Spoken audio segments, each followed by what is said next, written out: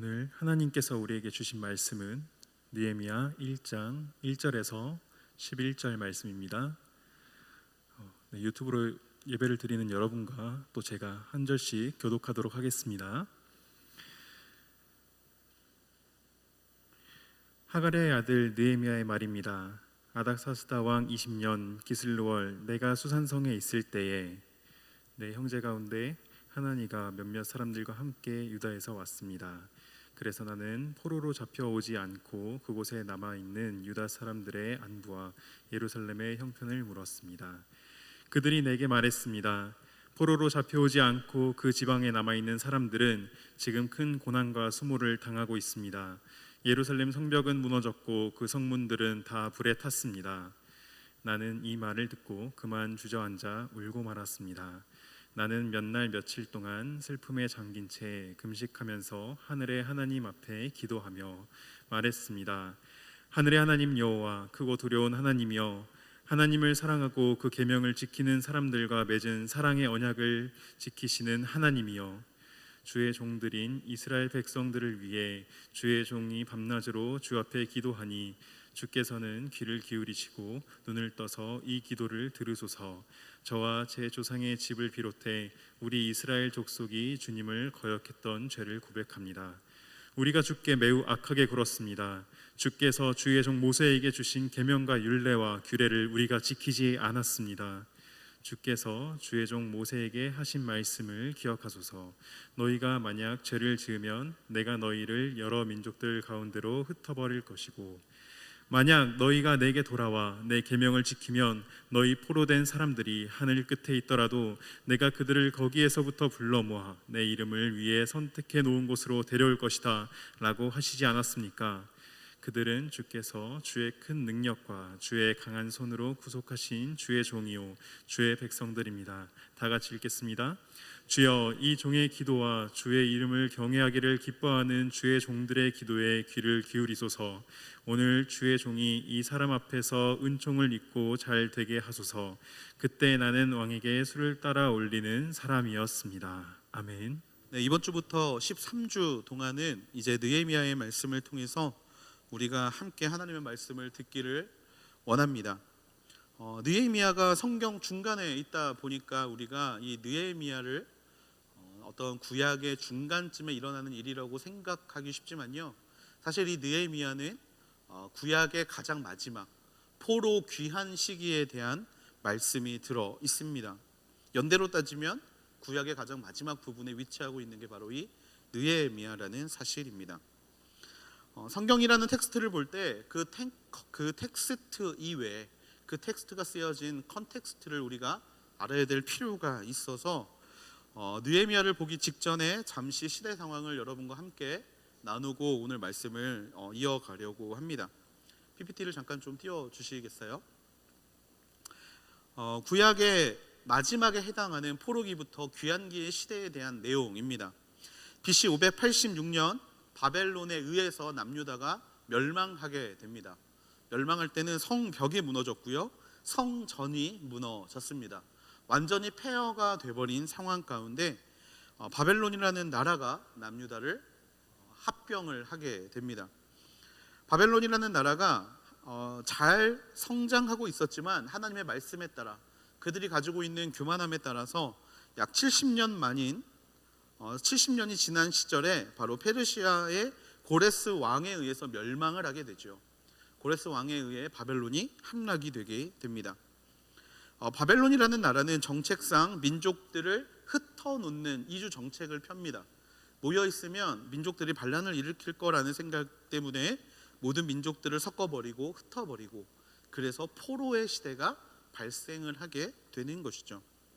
하지만 페르시아라는 나라의 특징은요, 호의적인 식민지 정책을 펴게 됩니다.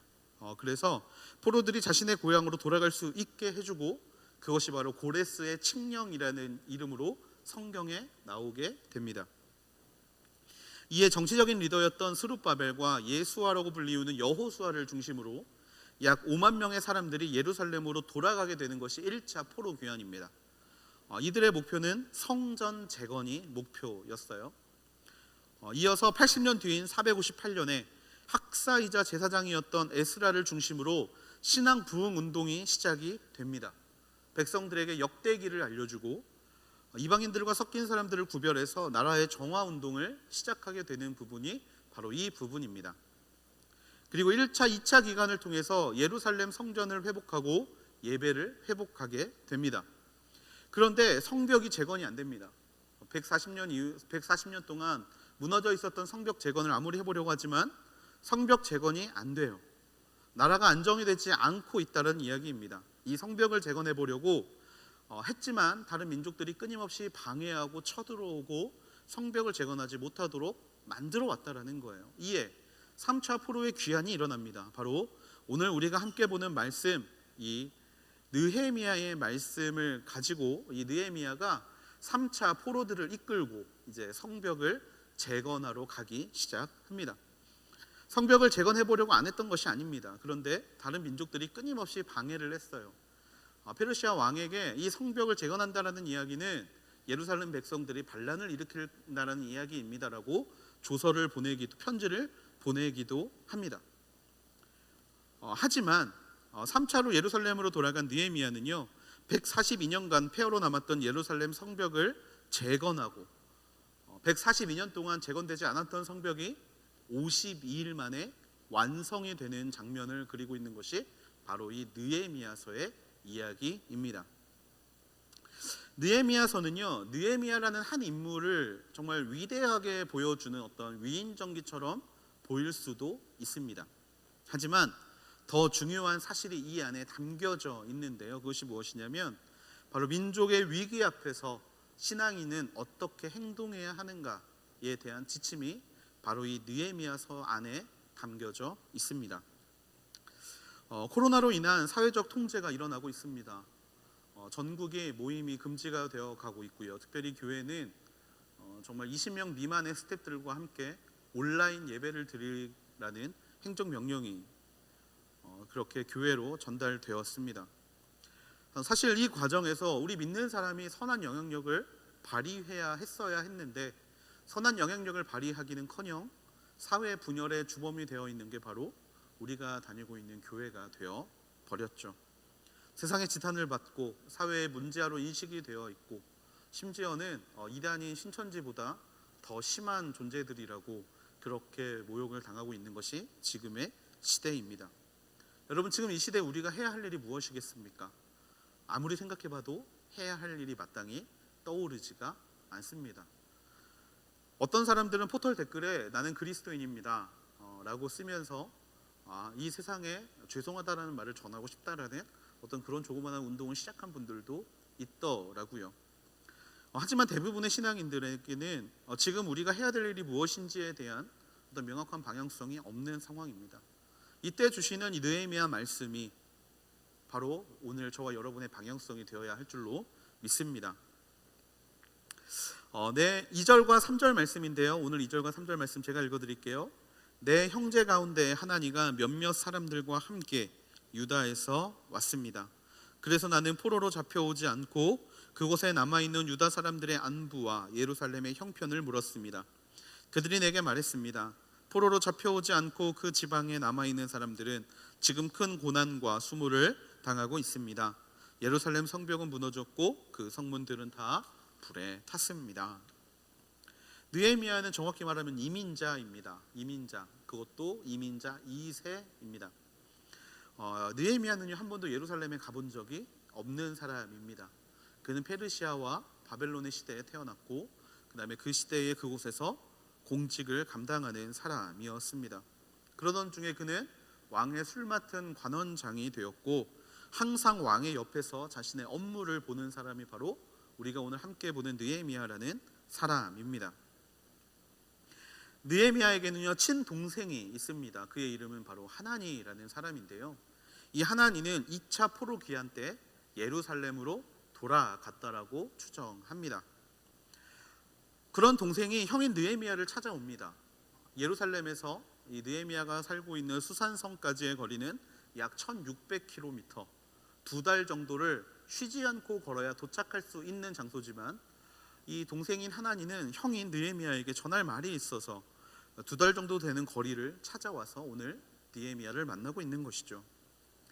느헤미야는 오랫동안 보지 못했던 동생을 보며 예루살렘의 형편을 묻습니다. 그런데 돌아오는 대답은 희망적이지 않고 절망적이죠. 그 지방에 남아있는 사람들이 큰 고난과 수모를 당하고 있다라는 소식을 동생의 입을 통해서 듣게 된 것입니다. 그 지방에 남아있는 사람들이라는 것은 1에서 3차까지의 포로기 시대에 잡혀가지 않았던 사람을 뜻하는 것이 아닙니다. 그들을 뜻하는 것이 아니라 포로 귀환기 때 예루살렘으로 돌아간 사람들을 이야기합니다. 한마디로 고향으로 돌아간 사람들이 어떻게 살고 있느냐라는 질문에 그 동생이 그곳에 환난을 당하고 있습니다. 상황이 좋지 못합니다. 고난과 수모를 당하고 있습니다. 성벽이 무너져 있고 문들이 다 불에 타 있다라는 이야기를 전해주고 있었다라는 것이죠. 성벽이 없다는 것, 외부의 공격에서 나를 주도적으로 지킬 수 있는 상황이 아니라는 것이었습니다.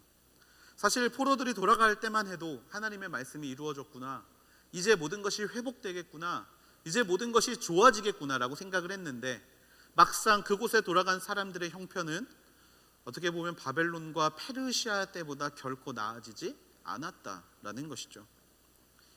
슬픈 소식이 들려온 순간, 특별히 자신의 나라와 민족이 겪고 있는 어려움 속에서 느헤미야의 첫 번째 행동은 바로 하나님께 기도하는 것이었습니다.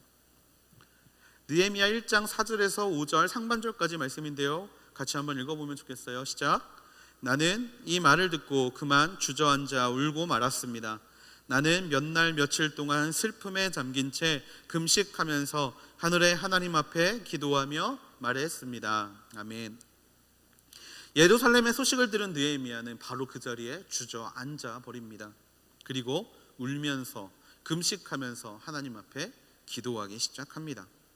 여러분, 느헤미야 이런 모습을 볼 때 우리 마음에 어떤 생각이 드시나요? 여러분 어떤 생각이 드십니까? 그냥 당연히 기도해야 되는 상황이어서 기도를 시작했구나라는 생각이 혹시 드십니까? 아니면 우리의 모습과는 다른 느헤미야의 모습이 이 말씀 가운데 발견되십니까? 사실 유대인들이 겪고 있었던 이 일은요, 느헤미야와는 아무런 상관이 없는 일이었습니다. 느헤미야 1장 1절 상반절에 보면요, 느헤미야는 하가랴의 아들이라고 말씀은 이야기하고 있습니다. 하가랴의 뜻은 바로 하칼리야와 예호야의 합성, 한마디로 여호와께서 어둡게 하셨다라는 이름의 뜻이 바로 하가랴라는 이름의 뜻입니다. 바벨론 시절 여호와께서 어둡게 하셨다라는 그 이름을 가지고 있던 하가랴가 자신의 아들의 이름을 뭐라고 지었냐면 느헤미야라고 지었다라는 거예요. 느헤미야의 이름의 뜻은 여호와께서 위로하신다라는 뜻입니다. 여호와께서 어둡게 하셨던 세상 가운데 여호와께서 위로하는 사람이 되어라 라는 이름을 느헤미야에게 지어주었다라는 거예요. 여러분, 하나님의 위로는 어떻게 찾아오는 것입니까? 무엇에 대한 위로라고 생각하십니까? 그리고 이 위로는 누구에게 주어진 것일까요? 각 사람의 이름에는 그 사람이 어떻게 살기를 바라는 마음이 담겨져 있죠. 여러분들의 이름은 아무런 의미 없이 지어진 이름이 아닐 거라고 믿습니다. 다 세상의 빛이 되고 또 저처럼 세상 가운데 행운을 가져오는 사람이 되라고 좀 여러 가지의 의미로 각자의 이름을 지었을 거예요. 그런데 보통 그 이름의 뜻의 주체는 누가 되어야 되냐면 바로 내가 되어야 됩니다. 옆집에 사는 철수를 영화롭게 해라, 그렇게 이름을 짓는 부모는 없지요. 다 자신의 자녀, 그 자녀가 잘 되기를 바라는 마음으로 이름을 짓는 것이 부모의 마음입니다. 하가랴는요, 자신의 아들 느헤미야가 세상 가운데 여호와의 위로를 받기를 원했어요. 그리고 그 말씀은 실제로 이루어졌지요. 그 소망은 느헤미야는 자신의 인생의 위로를 얻은 것처럼 보입니다. 남들은 포로로 잡혀와서 열심히 살고 있고 그 다음에 힘들게 살고 있는데 그는 술 맡은 관원장이 되었습니다. 이방 민족임에도 불구하고 핵심 귀족으로 설 수 있게 되었죠. 많은 관원장 중에 가장 중요한 술 맡은 관원장. 근동 지방에는요, 물이 석회가 가득하기 때문에 사람들이 물을 먹으며 살지 않습니다. 그들의 주 음료는 바로 술이었어요. 포도주. 그 포도주를 맡은 사람이 바로 느헤미야였다라는 겁니다. 왕을 가장 죽이기 쉬운 방법이 무엇이냐? 바로 포도주에 독약을 타는 것, 먹을 것에 독을 타는 것이었어요. 한마디로 왕에게 음식을 올리는 자와 왕에게 술을 올리는 자는 왕이 가장 총애하는 신하 중에 한 명이었다라는 겁니다. 왕이 가장 신뢰하는 측근이자 왕에게 독대를 할 수 있는 자연스러운 두 사람이 있었는데, 한 명은 왕비고 또 한 명은 술 맡은 관원장이었다라고 해요. 또한 그가 지금 머물고 있는 곳이 어디입니까? 수산성입니다. 이곳은 페르시아 제국의 4대 수도 중에 하나입니다. 페르시아의 왕은 매 계절마다 3개월을 주기로 성을 돌아다니면서 통치를 했습니다. 그 중에 수산궁은요, 바로 크기가 1.6 제곱킬로미터에 달하는 어마어마한 성입니다. 화려한 성이고 왕은 이곳에서 겨울을 준비하는 어떤 그런 왕궁이 바로 수산성입니다. 이 수산성, 에스더서에 나오는 바로 그 궁전입니다. 엄청 화려했던 궁전이었어요. 한마디로 지금 느헤미야는 어떻게 살고 있느냐면요, 예루살렘은 비록 불타고 있고 예루살렘은 비록 지금 스스로를 지킬 수 없는 상황이지만 느헤미야는 왕의 옆에서 행복하고 또 왕이 가장 예뻐하고 좋아하는 그 왕궁에서 정말 행복하게 잘 먹고 잘 살고 있었다라는 겁니다. 마치 하나님의 위로를 받는 것처럼 그곳에서 살고 있었다라는 거예요. 여러분, 그러면 여러분은 하나님 앞에 어떻게 나아가시겠습니까? 잘 먹고 잘 살고 일도 있고 월급도 많고 먹고 살 거 많고 그러면 우리는 보통 기도하지 않겠죠. 그냥 하나님이 나에게 좋은 거 주시니까 이 좋은 거 누리며 살겠다라고 보통 우리는 살 겁니다. 그런데 느헤미야는요, 친동생인 하나니의 이야기를 듣고 그 자리에 주저앉아 울었다라는 거예요. 그냥 운 게 아니라 금식하기 시작하면서 하나님께 기도하기 시작했다라는 겁니다. 그 이유는 느헤미야는 바로 자신의 문제가 아니어도 눈물 흘리는 중보자였기 때문이라는 거예요. 여러분, 이런 느헤미야의 모습이 오늘 저와 여러분의 모습이 되기를 주님의 이름으로 축복합니다. 우리의 문제가 아닐 수 있습니다. 지금 세상에서 벌어지고 있는 여러 문제는 우리의 일이 아닐 수도 있습니다. 여러분, 코로나가 걸린 사람들, 확진자가 늘어난다는 이야기들, 그런 이야기들이 우리에게 뉴스로는 다가올 수 있지만 여러분, 그 사실이 우리에게 어떤 의미가 되나요? 내가 걸리지 않으면 그것은 나와 전혀 상관없는 이야기가 되어버리는 게 우리의 모습입니다. 친구의 부모님이 돌아가셨다는 소식을 듣습니다. 그래서 장례식장에 가요. 그런데 여러분 어떻습니까? 그다지 슬프지 않죠. 왜? 나의 일이 아니기 때문입니다. 반면에 내 손가락에 조그마한 가시가 박히면 우리는 눈물을 흘립니다. 왜? 아프기 때문에. 남의 일이, 이 모든 일이 남의 일이 되어버리는 순간 우리는 더 이상 나의 문제라고 생각하지 않습니다. 그러다 보면 그것을 놓고 기도하지 않는다라는 것이죠. 하지만 느헤미야는 자신의 문제가 아님에도 불구하고 하나님 앞에 눈물을 흘리며 기도하는 중보자였다라는 겁니다. 우리는 방관자적인 입장에 살 때가 너무나 많습니다. 옛날에 1박 2일이라는 예능 프로그램이 있었는데 많은 사람들이 1박 2일에 가장 유명한 어떤 명언을 찾으라고 하면 다 이것을 찾더라고요. 바로 나만 아니면 돼. 나만 아니면 돼. 실제로 그 1박 2일이라는 예능에 나오는 많은 사람들이 복불복을 진행할 때 나만 아니면 너무나 기뻐하는 모습, 남의 고통을 즐거워하는 모습들을 실제로 방송 가운데 많이 보여주는 것들을 우리가 알고 있습니다. 그런데요, 이게 여러분 예능에서만 이 모습이 있는 것이 아니더라고요. 우리의 모습에는요, 우리의 인생에는요, 나만 아니면 된다라는 생각이 너무나 팽배해 있다라는 것이 우리의 문제라는 것입니다.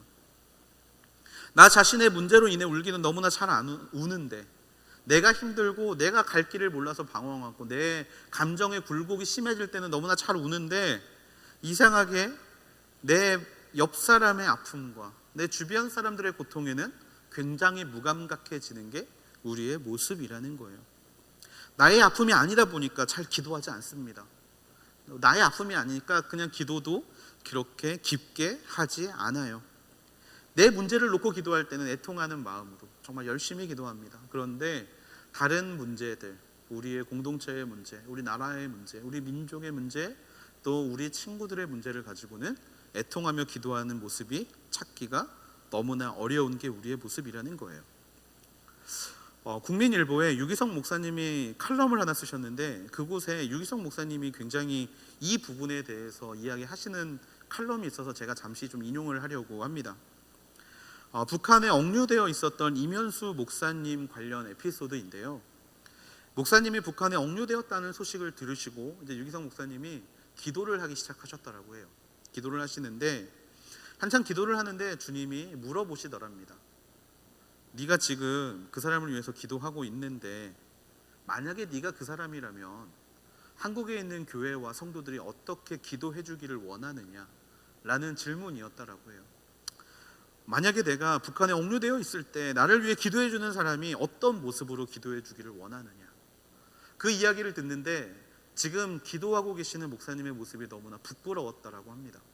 그냥 스쳐 지나가는 기도, 잠시 시간을 내서 하는 기도, 그냥 하나님 북한에 억류되어 있는 그 목사님을 구해주세요라는 기도, 그냥 그 기도를 하고 있는 자신의 모습을 만약에 자신이 북한이 억류되어 있을 때 바라봤을 때 참 보기 좋지 않겠구나라는 생각이 그 마음 가운데 들었다라는 거예요.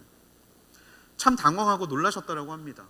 그러면서 그때부터 다른 사람을 위해 기도하는 것이 얼마나 중요한 부분인가, 그리고 나에게 일어나지 않은 일이라 하더라도 하나님의 나라를 구성해가는 모든 일들에 대해서 기도하는 일들이 얼마나 크고 중요한 일인가라는 것을 깨닫게 되었더라고 말씀하신 것을 제가 본 적이 있습니다. 여러분, 사건은 지나갑니다. 모든 일들은 지나가게 되어 있습니다. 인생의 어려운 일은 분명히 지나갑니다. 그 이야기는 무슨 이야기냐면요, 기도할 수 없는 날이 올 거라는 이야기입니다. 기도할 수 없는 날은 분명히 우리 인생 가운데 찾아올 겁니다. 종말론적인 시점으로 보면 예수님이 이 땅 가운데 오시고 난 이후에 기도할 수 없는 날은 분명히 올 겁니다. 하지만 사건적인 면으로 바라볼 때는요, 그 사건이 지나가면 더 이상 그 사건으로 인해 기도할 수 없는 날이 우리 인생 가운데 찾아온다라는 거예요. 그 이야기는 무슨 이야기입니까? 기도해야 될 때가 있다라는 겁니다. 바로 그 사건이 일어나고 있는 지금, 바로 지금이 우리가 기도해야 될 때라는 거예요.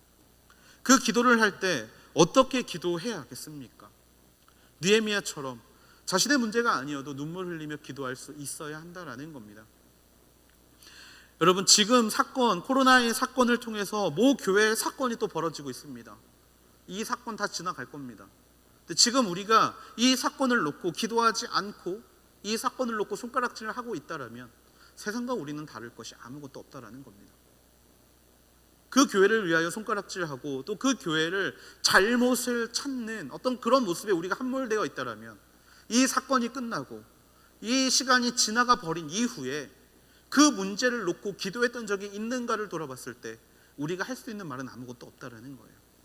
그렇기 때문에 우리는 바로 지금 하나님 앞에 무릎 꿇고 눈물 흘리며 기도해야 하는 세상의 중보자가 되어야 합니다. 애통하고 싶지만 애통할 수 없을 때가 분명히 올 것입니다. 기도를 하고 싶지만 기도할 수 없을 때가 분명히 오게 된다라는 거예요. 하나님 앞에 섰을 때 그 사건을 놓고 하나님이 너희는 이것을 위하여 애통하며 기도했느냐라고 물어보셨을 때 그렇지 못했다라고 할 수 있는 날이 분명히 오게 될 것이라는 겁니다. 그래서 사랑하는 우리 하늘대학부 모든 지체들이 세상에서 일어나는 모든 일들이 정말 나와는 상관없는 일이라 할지라도 우리 모두가 그 앞에 애통하며 기도할 수 있는 하나님의 자녀들이 되기를 주님의 이름으로 축복합니다. 눈물 흘리지 않는 기도는 얼마든지 할 수 있습니다.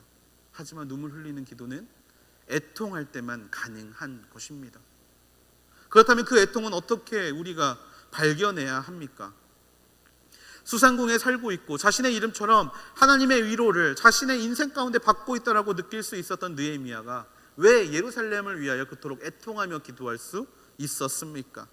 7절 말씀입니다. 7절 말씀 같이 한번 읽어볼까요? 시작. 우리가 주께 매우 악하게 굴었습니다.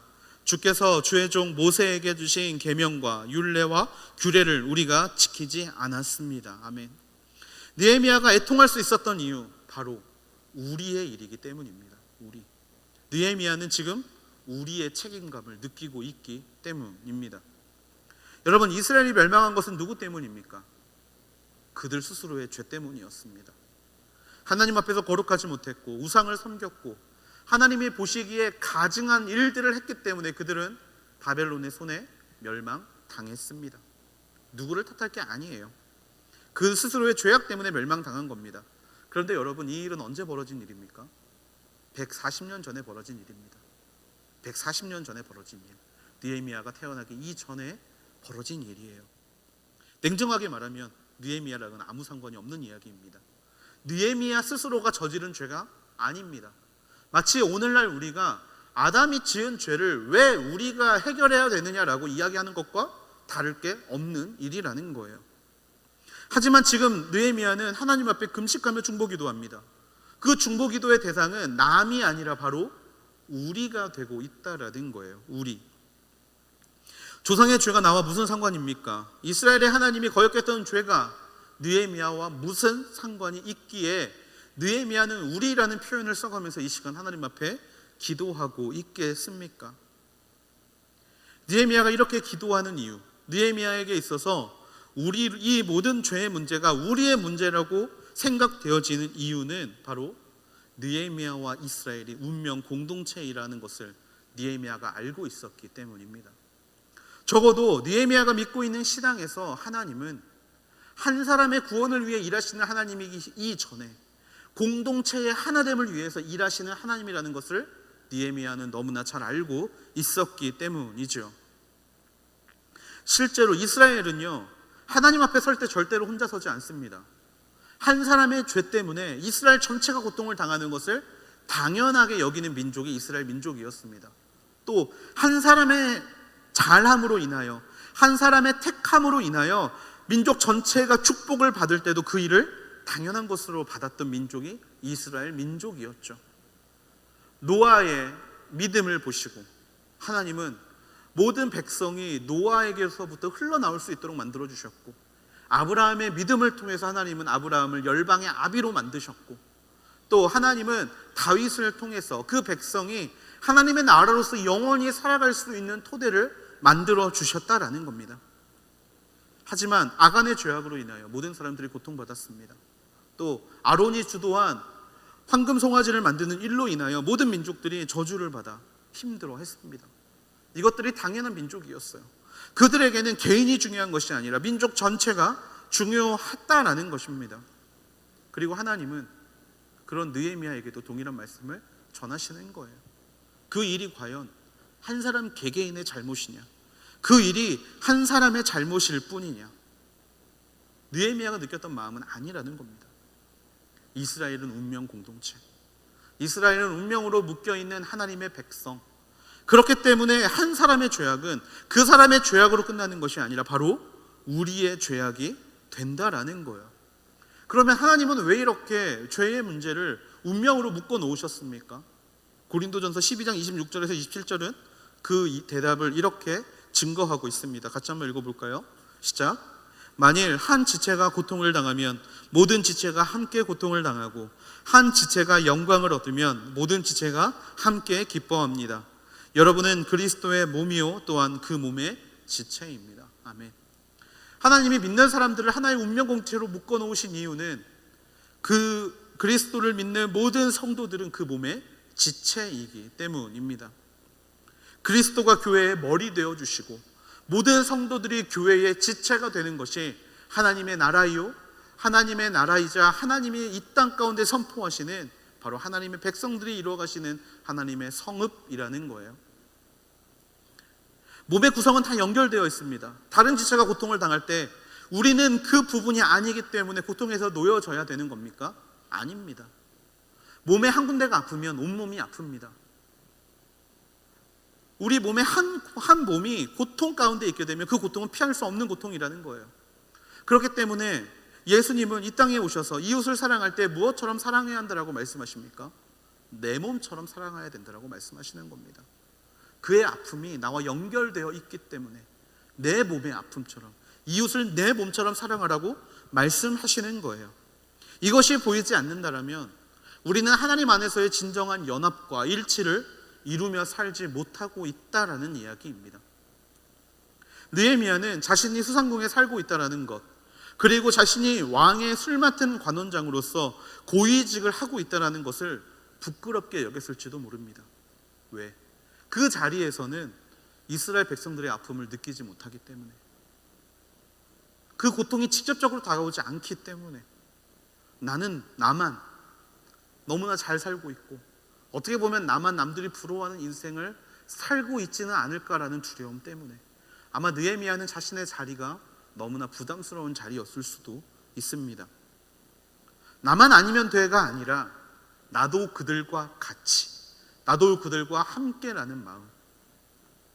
이 마음이 오늘 느헤미야를 애통하는 중보자로서 만들었다라는 거예요. 사랑하는 우리 하늘대학부 모든 지체들이 이 느헤미야와 같은 그 마음을 가지고 세상을 살아갈 수 있는 하나님의 자녀들이 되기를 주님의 이름으로 축복합니다. 여러분, 우리는요, 세상이 어떻게 살든지 간에 나만 잘 살고 나만 좋은 것을 누리며 살고 싶어 합니다.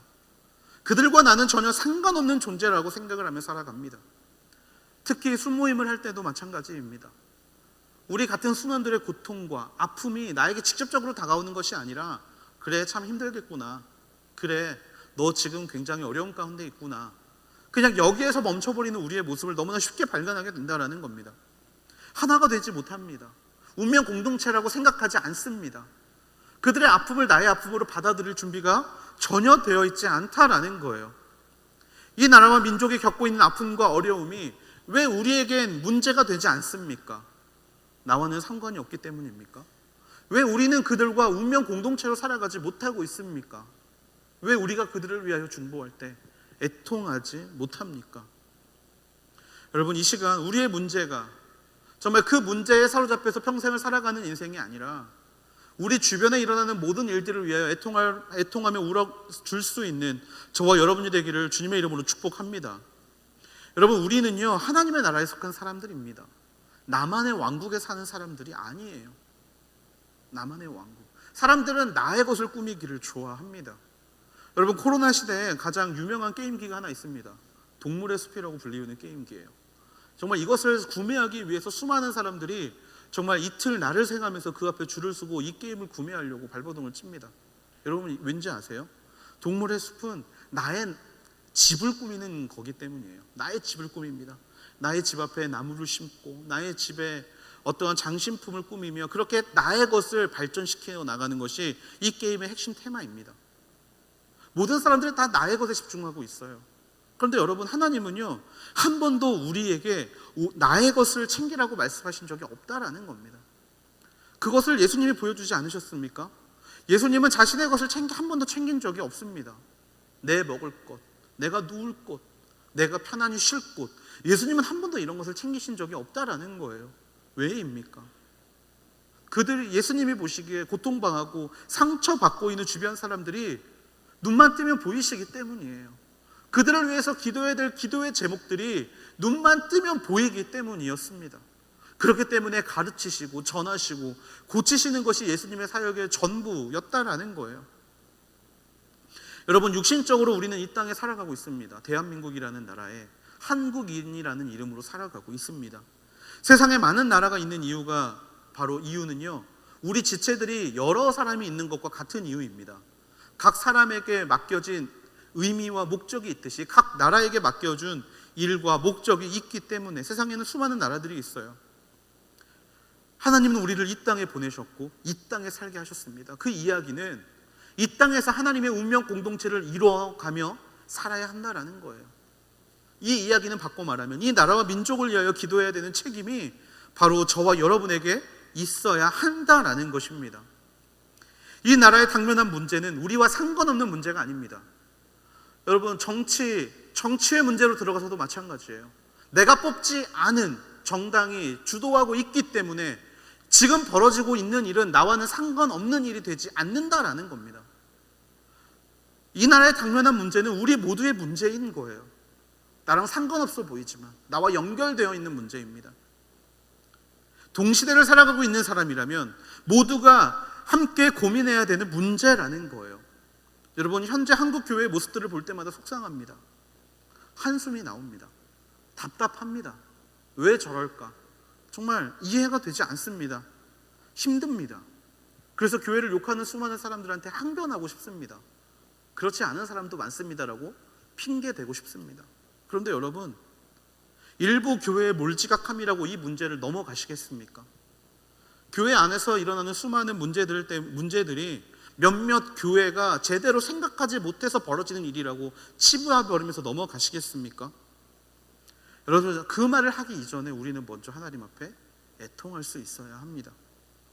우리가 먼저 그 일을 놓고 하나님 앞에 간구할 수 있어야 합니다. 우리의 죄를 용서해 달라고. 잘못된 믿음으로 나아가고 있는 이 나라와 민족들의 이 연약함을 하나님이 불쌍히 여겨달라고 우리가 먼저 기도할 수 있어야 한다라는 거예요. 10절 말씀입니다.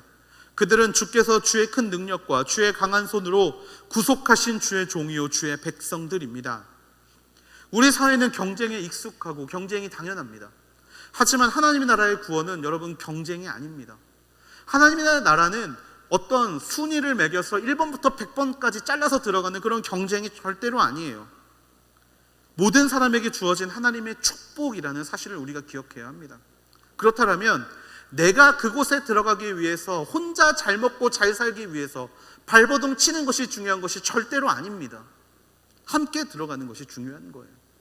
주의 강한 손으로 세우신, 주의 강한 손으로 구속하신 주의 종임을 우리가 기억하고 우리 모두가 주의 백성임을 기억하며 그들을 위해 기도하며 엎드리는 것이 가장 중요한 일이라는 것입니다. 사랑하는 하늘대학부 모두가 이런 중보자가 되기를 주님의 이름으로 축복합니다. 나에 갇혀서 나만을 바라보는 자가 되는 것이 아니라 우리를 바라볼 수 있는 자가 되기를 주님의 이름으로 축복합니다. 바로 느헤미야는 그 사실을 오늘 말씀을 통해 우리에게 보여주고 있습니다. 여러분, 지금 마음이 어떠십니까? 지금 이 코로나 시대 가운데 밖에 나가지 못함이 내 마음에 어떤 짜증이나 불만을 일으키고 있습니까? 이해되지 않는 사람들의 어떤 행동들이 우리의 마음 가운데 어떠한 불합리적인 어떤 그런 분노를 일으키고 있지는 않습니까? 여러분, 이 시대에 신앙인이 해야 될 일은 바로 중보기도입니다. 그런 불평과 불만이 일어날 때, 그런 마음의 어려움이 일어날 때 여러분, 우리는 기도하는 사람으로 세상 가운데 나아가야 합니다. 지금 무슨 일을 해야 할지 모르고 방황하고 계시는 크리스천들이 있다면 지금 이 시간 무릎 꿇고 이 나라와 민족을 위하여 기도할 수 있는 하나님의 자녀들이 되기를 주님의 이름으로 축복합니다. 말씀을 마무리하려고 합니다. 코로나 시대에 필요한 것은 중보자입니다. 지금 어떠한 모습을 바꾸고자 발버둥 치는 수많은 사람들이 있습니다. 근데 여러분, 지금 우리가 가장 먼저 해야 될 일은 중보입니다. 기도하는 것입니다. 특히 그냥 기도하는 것이 아니라 이 문제를 놓고 애통하며 기도하는 일이 오늘 이 시대 가운데는 필요합니다. 문제를 지적하고 그것을 욕하고 그것을 손가락질하는 것은 누구나 할 수 있습니다. 하지만 크리스천만이 할 수 있는 일이 있습니다. 바로 이 나라와 이 땅을 위하여 애통하며 기도하는 일입니다. 우리는 이 세상을 위해 하나님께 기도할 수 있는 사람들입니다. 우리는 원수를 사랑할 수 있는 사람들입니다. 우리는 뺨을 때리는 세상을 향해서 70번씩, 77번씩, 7번이라도 용서해 줄 수 있는 사람들입니다. 그렇다면 우리에겐 대신 십자가에 달려 돌아가신 예수님이 보여주신 것이 있다면 이 시대 가운데 우리는 그 모습을 세상 가운데 보여줘야 합니다. 나의 문제가 아니어도 기도할 때 눈물 흘리며 기도할 수 있는 중보자가 되기를 주님의 이름으로 축복합니다. 상식을 넘어서 이상한 모습을 보이고 있는 교회를 위하여 먼저 눈물 흘리며 기도할 수 있는 저와 여러분이 되기를 주님의 이름으로 축복합니다. 또한 옳은 말을 하기 이전에 상대의 잘못을 드러내는 말을 하기 이전에 먼저 그들을 위하여 기도해 줄 수 있는 사람들이 되기를 주님의 이름으로 축복합니다. 내게 문제가 아니라고 관망자처럼 가만히 서서 바라만 보고 있는 사람이 아니라 그들을 위해 먼저 기도할 수 있는 중보자가 되기를 주님의 이름으로 축복합니다. 이웃을 내 몸과 같이 사랑하며 기도할 수 있는 중보자가 되기를 축복합니다. 그냥 기도할 때가 아니라 그 일이 나에게 일어난 일이라고 생각하며 언제나 애통하는 마음으로 기도할 수 있는 중보자가 되기를 주님의 이름으로 축복합니다. 여러분, 세상은 방법을 찾습니다. 세상은 그 문제를 해결하기 위한 방법을 찾는 데 혈안이 되어 있습니다. 그런데 여러분, 그 방법이 어디에서 오는 것입니까? 성벽이 무너진 지 140년이 지났습니다. 여러분, 1차 포로 귀환한 사람들, 2차, 3차 포로 귀환한 사람들이 이 문제를 해결하고 수많은 방법을 사용하지 않았겠습니까? 자신들이 알고 있는 가장 중요한 일들, 방법으로 모든 문제를 해결해 봤으려고 노력했을 겁니다. 그런데 그 문제가 언제 해결이 되었습니까? 바로 믿음의 중보자 느헤미야가 기도함으로, 애통함으로 그 땅을 향해 나아갔을 때 140년 동안 완성되지 않았던 성벽이 단지 52일 만에 완성이 되는 놀라운 역사가 일어난 줄로 믿습니다.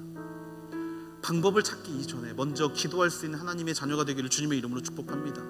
애통함을 담아 우리의 문제로 여기며 주 앞에 기도할 때 하나님이 이 코로나 시대 가운데 일어나는 수많은 일들을 하나님의 방법으로 아름답게 변화시켜 주실 줄로 믿습니다. 그 믿음을 가지며 언제 하나님 앞에 나아갈 수 있는 저와 여러분이 되기를 주님의 이름으로 축복합니다. 이 시간에 우리가 좀 함께 하나님 앞에 기도하기를 원합니다. 하나님,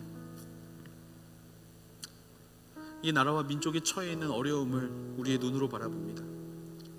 아버지, 뉴스를 볼 때마다 이 나라와 민족이 처해 있는 어려움들을 바라보기 싫어서 아버지 그것을 외면하는 나의 모습을 주여 불쌍히 여겨 주시옵소서. 나에게 닥치지 않은 일이라고, 아버지 우리의 가족 가운데 일어나지 않은 일이라고 여기며 그동안 회피해야 하고 애통하지 못하며 아버지 언제나 기도하지 못했던 나를 주여 불쌍히 여겨 주시옵소서. 아버지 이 시간 우리가 기도하기를 원합니다. 특별히 이 나라와 민족을 위하여 기도하기를 원합니다. 이 세상 가운데 손가락질 당하고 있는 교회들을 위하여 기도하기를 원합니다. 아버지 우리 교회가 괜찮다라고 해서 아버지 다른 교회의 아픔을 철저히 외면하며 살아가는 인생들이 아니라 다른 교회의 아픔들과 이 나라와 민족들의 아픔을 함께 아파하며 애통해하며 아버지 그들을 위하여 눈물을 흘리며 기도할 수 있는 믿음의 자녀들이 될 수 있도록 주여 우리의 마음을 붙잡아 주시옵소서. 아버지 하나님, 기도하는 자는 아버지 하나님이시여 정말 그 기도가 멈추지 않고 하나님 앞에 연락될 때 하나님의 그 기도를 통하여 하나님의 놀라운 일을 이 땅 가운데 이루실 줄을 믿사오니 아버지 우리 한 사람 한 사람의 기도가 모여 하나님 앞에 올려지는 향기로운 제사의 기도가 되게 하여 주시고 아버지 우리의 통함이 모여 이 땅 가운데 하나님의 역사를 불러일으키는 하나님의 나라가 이 땅 가운데 임하는 놀라운 역사가 일어나게 하여 주시옵소서. 아버지 그렇게 이 나라와 민족을 위하여 애통할 수 있는 믿음의 자녀들이 되게 해달라고 아버지 이 나라의 문제를 놓고 아버지 내가 먼저 기도할 수 있는 기도의 용사가 되게 해달라고 우리 시간에 각자의 처소에서 하나님 앞에 함께 기도하며 나아가기를 원합니다. 함께 기도하시겠습니다. 오 주여 우리의 마음을 주 앞에 내어놓고 아버지 우리의 모든 마음을 주 앞에 쏟아놓고 하나님 앞에 기도하기를 원합니다. 하나님 이 시간 특별히 기도하는 것은 아버지 이 나라와 이 민족의 모든 죄악들이 아버지 하나님 주여 우리의 죄악들로 여겨질 수 있는 마음을 주여 우리 가운데 허락하여 주시옵소서. 아버지 이 나라와 민족이 아버지 하나님 앞에 바로 서지 못함을 주여 불쌍히 여겨 주시옵소서. 지금 이 순간에도 계속해서 싸우고 있는 지금 이 시간 가운데서도 하나님 각자의 마음을 불쌍히 여겨주셔서 아버지 하나님 안에서 진짜 중요한 것이 무엇인지 아버지 이 시대 가운데도 기도해야 될 것이 무엇인지를 깨달아 알게 되는 아버지 믿음의 백성들이 되게 하여 주시옵소서. 아버지 이 시간 우리가 기도하기를 원합니다. 아버지 하나님 나와는 상관없는 일로 침묵해버리면서 아버지 그냥 그렇게 흘러지나가는 시간이 되지 않게 하여 주시옵소서. 아버지 이 일을 위하여 기도하지 못할 때가 올 줄을 믿습니다. 이 일을 위하여 아버지 기도하지 못할 때가 올 줄을 믿습니다. 아버지 그때가 오기 전에 내가 먼저 기도할 수 있는 하나님의 자녀가 되게 하여 주시고 내가 먼저 애통함으로 주 앞에 무릎 꿇을 수 있는 믿음의 자녀가 되게 하여 주시옵소서. 아버지 하나님 손가락질을 하기 쉽습니다. 아버지 그들을 정죄하기는 쉽습니다. 하지만 아버지 하나님이시여 그들을 위하여 기도하기는 너무나 어려움을 고백합니다. 아버지 하나님이시여 그들을 위하여 기도할 수 있는 나라와 민족들 되게 하여 주시고 그들을 위하여 먼저 기도할 수 있는 믿는 자들이 되게 하여 주시옵소서. 아버지 하나님이시여 잘못된 것들을 믿고 있습니까? 아버지 하나님이시여 그렇다면 그 마음에 아버지 하나님이시여 밝은 빛 되어주시는 예수 그리스도가 그 마음에 임재하게 하여 주시옵소서. 아버지 하나님 정말 그들이 밝게 하나님을 바라보게 하시고 아버지 하나님 그들이 먼저 깨어서 하나님 앞에 진짜 중요한 것이 무엇인지를 알게 하나님 그들의 마음을 열고 눈을 열어서 하나님의 임재를 구하며 나아가게 하여 하나님 그들을 붙잡아 주시옵소서. 아버지 하나님이시여 지금 이 세대 가운데 아버지 하나님이시여 끊임없이 아버지 하나님이시여 지금의 이 상황을 어려워하지 않는 사람들이 있는 줄을 압니다. 주여 그 마음에 공감의 마음을 허락하여 주시고 주여 그들의 마음에 위로의 마음을 허락하여 주셔서 아버지 하나님이시여 정말 그들이 깨어서 아버지 하나님이시여 이 모든 일에 함께 동참할 수 있는 나라 아버지 하나님이시여 그런 나라와 민족들 되게 하여 주시옵소서. 아버지 하나님이시여 각자가 맡은 자리 가운데 스스로에게 주어진 일을 잘 감당할 수 있는 나라와 민족들이 되게 하시며 아버지 서로 정죄하지 않고 서로 품어가며 아버지 서로 사랑하며 이 모든 어려움들을 이겨나갈 수 있는 그런 귀한 나라와 민족들이 되기를 소망합니다. 주여 이 일을 위하여 우리가 먼저 충고하기 원합니다. 주여 이 일을 위하여 우리가 먼저 깨닫게 되기를 원합니다. 이 일을 위하여 우리가 먼저 하나님 앞에 무릎 꿇게 되기를 원합니다. 주여 아버지 하나님 이 일을 아버지 이 시대 가운데 이루어 주시고 아버지 그 일을 위하여 기도할 수 있는 기도의 용사들을 이 세상 가운데 세워주셔서 아버지 하나님이시여 언제나 이 나라와 민족들이 아버지 하나님이시여 끝까지 기도하고 끝까지 하나님을 붙잡고 나아갈 수 있는 나라와 민족들 되게 하여 주시옵소서. 사랑받으신 아버지 하나님 이 나라와 민족을 위하여 그 기도를 끊이지 않는 믿음의 자녀들 되게 하여 주시옵소서. 아버지 하나님, 나에게 벌어지지 않는 일이라고 해서 아버지 하나님, 나와 상관없는 일이라고 여기는 아버지 그런 나 스스로에 대한 교만함과 아버지 하나님, 나만 아니면 된다라는 모든 마음들이 아버지 하나님, 말씀으로 깨어지게 되는 하나님의 자녀들이 되기를 소망합니다. 아버지 하나님, 나만 아니면 되가 아니라 나와 그들과 같이 함께 애통하며 함께 눈물을 흘리며 함께 기도할 수 있는 기도의 용사로 주여 설 수 있도록 우리의 마음과 우리의 생각을 붙잡아 주시옵소서. 아버지, 그냥 기도하는 것이 아니라 아버지 그들을 위하여 애통하며 기도할 수 있는 믿음의 자녀들이 되기를 소망합니다. 그들의 처해 있는 처지를 위하여 아버지 하나님, 눈물을 흘리며 기도할 수 있는 믿음의 용사들이 되게 하여 주시옵소서. 아버지, 내가 마음이 아프고 내 마음이 슬플 때 나를 위해 기도해 주는 사람들이 없다라는 사실이 아버지 나를 얼마나 외롭게 하고 나를 얼마나 힘들게 하는지요. 하지만 아버지 하나님, 누군가 나를 위해 기도하고 있다라는 사실을 깨닫게 되는 순간 아버지, 내 마음 가운데 다시금 희망이 솟는 경험들이 아버지 우리 가운데 있는 줄을 믿습니다. 아버지, 세상 가운데 지쳐서 쓰러져 버린 사람들, 아버지 코로나 때문에 모든 것이 무너져 버린 사람들, 아버지 하나님, 그런 사람들의 마음을 위로하며 먼저 기도하며 하나님 앞에 나아가는 믿음의 백성들 되게 하여 주시옵소서. 아버지 하나님, 애통하는 마음으로 기도하게 하시고 깨닫는 마음으로 기도하게 하시고 나와 상관없는 것이 아니라 우리가 함께 하나님 안에 한 백성이고 한 민족임을 기억하며 아버지 이 나라 땅을 위하여 기도할 수 있는 하나님의 자녀들이 되게 하여 주시옵소서. 아버지 하나님이시여, 방법을 찾는 것이 먼저가 아니라 기도를 하는 것이 먼저인 줄을 믿습니다. 아버지, 문제를 해결하는 방법을 먼저 찾는 것이 아니라 방법 되어 주시는 예수 그리스도 앞에 우리의 마음과 생각을, 우리의 애통함을 내어놓는 것이 먼저임을 믿사오니 주여, 언제나 기도하는 믿음의 자녀들이 되게 하여 주시고 아버지, 언제나 우리의 기도를 향하여 아버지 함께 하나님 앞에 두 손을 들고 나아갈 수 있는 그런 믿음의 자녀들 또한 되게 하여 주시옵소서. 아버지, 지금은 기도해야 될 때입니다. 지금은 우리가 먼저 엎드려야 될 때입니다. 그때 하나님의 방법이 임하고 또 하나님의 때가 임하며 또 하나님의 이끄심이 임할 줄을 믿는 마음으로 아버지 하나님, 기도하면서 하나님 앞에 무릎 꿇을 수 있는 그런 믿음의 하늘대학부가 되게 하여 주시옵소서. 아버지, 자금의 예배의 상황이 아버지 우리의 마음에 불편함을 가져올 수도 있습니다. 다시금 시작된 아버지의 상황이 정말 예배당에 나와서 예배드리지 못하고 각자의 처소에서 예배드리고 있는 이 상황이 아버지 하나님, 누구의 잘못인가를 먼저 생각하는 것이 아니라 더욱더 처소에서 기도하라고 하나님이 주신 기회임을 우리가 깨달아 이 나라와 민족을 위하여 중보할 수 있는 믿음의 하늘대학부 되게 하여 주시옵소서. 한 주 동안 우리의 기도가 멈추지 않게 하시고 나라와 민족을 위한 애통함이 멈추지 않는 시간들이 되게 하여 주시며 언제나 그렇게 느헤미야처럼 이 기도로 모든 것을 돌파해 나가는 믿음의 중보자로 이 한 주 우리에게 주어진 시간들을 잘 살아낼 수 있는 믿음의 자녀들이 되게 하여 주시옵소서. 그렇게 하시는 하나님께 모든 찬양과 영광 올려드리며 사랑이 많으신 예수님의 이름으로 감사하며 기도드렸습니다. 아멘.